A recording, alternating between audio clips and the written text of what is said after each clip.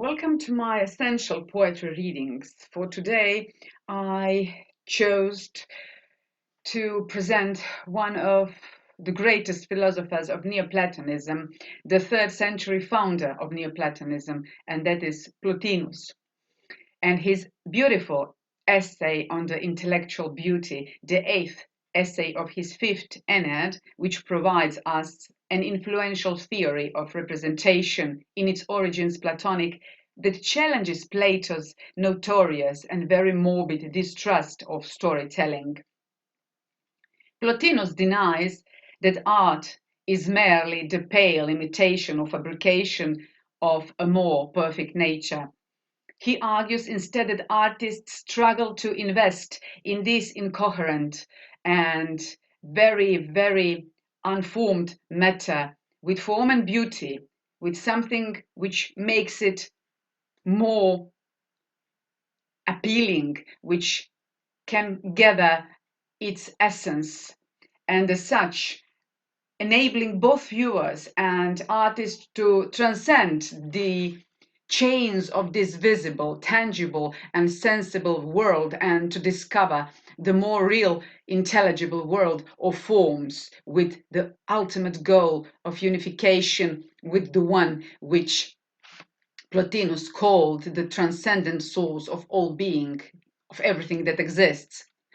Plotinus's revisions of Plato, especially his description of an intellectual ascent from the corporeal visible world to that of forms, to the intelligible world of forms, were transmitted through the Christian works and philosophers, Christian fathers especially, St. Augustine, Macrobius, and Boethius, later shaping somehow the Christian Neoplatonism of the Middle Ages. Bernardo Silvestrus, for example. The Plotinus's influence, however, extends much beyond the Middle Ages to a varied array of movements, figures, philosophers, literates, including romantic theories of artistic creativity, such as we are seeing in Friedrich von Schiller, in Coleridge, in Shelley, in Emerson, and the more enigmatic 20th century psychoanalytic writings of Harold Bloom and many versions of contemporary New Age philosophies and religions. Details of Plotinus's life can be reliably gleaned from a biography written by his disciple and by his editor, and that was the Greek philosopher Porphyry. Although he complains that Plotinus could never be induced to tell of his ancestry, his parentage, of his birthplace, others record that he was born in either Lyco or Lycopolis in Egypt. His name is Roman, though his native language was Greek. At 28, he was caught by the passion for philosophy. He spent the next 11 years studying in Alexandria, in Egypt, a famous center of learning, and studying under Ammonius Saccas, a philosopher born of Christian parents who reverted to Greek paganism and who was supposed to have reconciled the doctrines of Aristotle and Plato together. During his Alexandrian sojourn, Plotinus also encountered the works of the Jewish philosopher Philo of Alexandria, as well as those of the Gnostics and Neo-Pythagoreans. In 242, Plotinus joined the Emperor Gordian's expedition against Persia as a means of learning about Oriental philosophy or Eastern philosophy. When the campaign failed, he settled in Rome as a teacher. There he was the center of a circle of intellectuals that included men of letters and professional philosophers. Can you imagine what kind of world this has been? Plotinus was also interested in social problems, in social issues, and tried to persuade the emperor Gallienus to invest in a scheme to found a city called Platonopolis in Campania, in Italy, to be governed by the principles set forth to Plato's Republic. he remained in Rome until his last illness when he retired to Campania. Plotinus, according to Porphyry, remained a long time without writing. At about the age of 50, in his mature age, he began to produce a series of philosophical essays in Greek that grew out of his seminars, of his lectures, discussions, and were intended primarily for circulation among his pupils. Porphyry records that when he first came to know Plotinus, there were 21 of these essays written already, and by the time of the philosopher's death, there were 54 and some.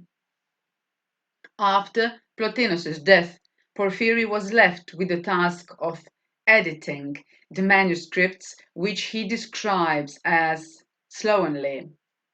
Between 300 and 305, he arranged them into 6 sets of Enneads, from the Greek Enneia, that means 9, of 9 essays, an arrangement which pleased me by the happy combination of the perfect number 6 with the 9s, a reference to Pythagorean numerology in which twice there is perfect harmony or unity and 3 threes produce the perfect plural. Porphyry's organizations loosely binds together a series of seemingly discrete and unrelated essays. If there is any other method of organization to the essays of the Enneads, it is created through the recapitulation in each one of the basic elements of the Plotinian system. Such an arrangement, with its emphasis on unity and harmony within plurality, mirrors the philosophical idealism of Plotinus's thought.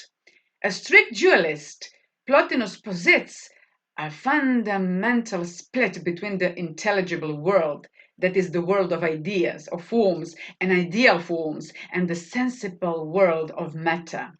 For Plotinus, the intelligible world is unchanging, it's non-spatial, and for this reason it is more real than the sensible world of the matter. The sensible world is the changeable image of this intelligible, unchangeable world, its extension in time and its space. The opening paragraph of his essay on the intellectual beauty illustrates Plotinus's tendency to reproduce his entire system within each essay. In them, he describes the ascent from the beauty of the corporeal world to the beautiful itself, expressed in terms of the Plotinian hierarchy. On the intellectual beauty challenges Plato's controversial view of art as an imitation twice removed from the real, the intelligible, and therefore a copy of a copy. Nature, Plotinus argues, is an emanation and not a copy of a higher reality, an ideal reality the artist may apprehend because the arts run back up to the forming principles from which nature derives.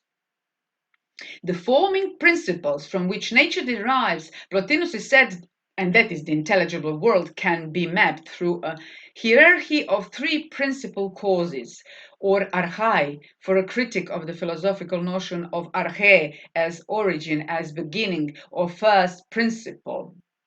In this scheme, agency is transmitted from the absolute being called the One or the Good to creation through the nous, Greek, or intellect, from which emanates the soul of the world, that is the soul of all individual humans, animals, and finally matter.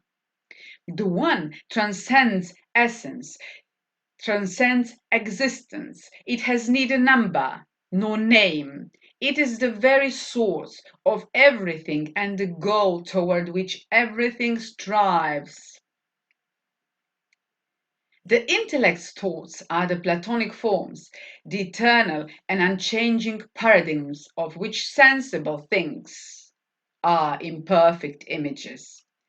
These forms, for Plotinus, are not ideas. They are substances and more real than the sensible things through which we come to understand them. Finally, we have the soul, or psyche, Greek, proceeds from the intellect and mediates between the intelligible and the sensible world. This soul is the lowest intelligible cause. It forms and it orders the sensible world. Humans stand midway between these two worlds, between this sensible, tangible world of matter and this intelligible, higher world of forms. The body belongs to the sensible world, while the soul, which we all do share, has its roots in this intelligible world. What is the goal of philosophy according to Plotinus? The goal of philosophy for Plotinus is the soul's transcendence of the sensible, its ascent toward an intuition of the intellect, and ultimately a complete and ecstatic union with the One. Since the more beautiful thing is, the more closer to the One. That means the more beautiful a thing is, the closer it is to the One. Art's beauty can provide a privileged glimpse of the One, but not as an exact copy or duplication of it, or some kind of mirroring of it. The ascent from the beauty of the corporeal world to the beautiful itself is expressed in terms of Plotinus's doctrine of intellectual ascent. The beauty of the work of art resides not in its materials or anything of the sensible world, but in the form art imparts to the work.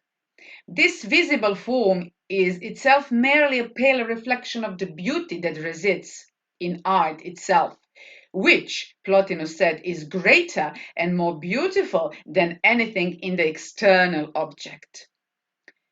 Far from being a dangerous misrepresentation of reality, as Plato states in the Republic, art, the contemplation of the beautiful and ultimately of beauty itself, can be the means by which individuals ascend toward ecstatic unification with the One. And therefore, Plotinus claimed to have experienced that divine ecstasy on several occasions. He may be alluding to such an experience in section 3 and 4, which we shall present in our outgoing essential philosophy readings on my YouTube channel. And what else is important to be said on the intellectual beauty? That is not Plotinus's only attempt to describe the place of art in his philosophical system. The sixth essay of the first Aeneid on beauty, which builds on Diotimus' speech in Plato's Symposium, covers much the same ground and was very much influential among artists, especially during the Renaissance. Of special significance for literary criticism is Plotinus's insistence that the forms that beauty contemplates are not discursive forms of knowledge, like theorems and propositions, but beautiful images, not painted, but real. Images in the intelligible world are not representations of absent or lost reference, but are fully present, like archetypes. Only our embodiedness in the sensible world, our rootness in the sensible world, prevents us from apprehending them. And ultimately, however, Plotinus's importance to literary criticism may lie less in what he says specifically about the arts than in the influence his philosophic idealism has exerted on subsequent thinking in the West. On the one hand, because Plotinus's Neoplatonism locates reality in a transcendent world of spirit rather than in an imperfect material world, his work appealed to the leaders of an emergent Christianity anxious to reconcile somehow biblical narrative with mystical Christian doctrine. And on the other hand, his emphasis in his essay on intuitive knowledge at the expense of the rational and discursive especially appealed to later Romantic poets and critics reacting against Enlightenment rationalism. Yet, the plenitude promised by this essay on the intellectual beauty is belief in a prelinguistic realm of ideas that can stand outside of and provide an origin for our sensible world, has been the target of contemporary post-structuralist critics of Western philosophy, which explore the deconstructive roles and positions of absence and lack in constituting philosophical ideas and mystical religions.